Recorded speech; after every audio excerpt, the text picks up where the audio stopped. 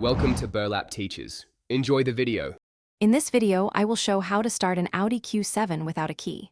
Start by confirming the transmission is in park and the parking brake is set.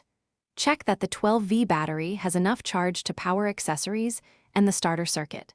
Locate the emergency start strip or key slot inside the center console based on your model. Follow stepwise prompts calmly and stop if anything. Prepare your tools before you work on the vehicle to avoid delays or mistakes. Use a charged portable jump starter and a multimeter to confirm battery health and voltage. Wear insulated gloves and protect trim with soft cloths when removing panels to access emergency contacts. Keep a flashlight handy and work on level ground with good ventilation. If you feel uncomfortable at any step, seek professional assistance to avoid damage or risk. If you are finding this video helpful, please subscribe and like to support more practical car tips.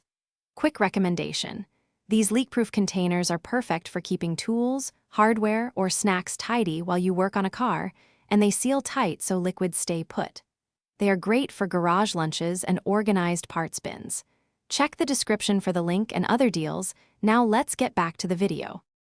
Follow a calm, methodical procedure when attempting an emergency. Start to avoid mistakes.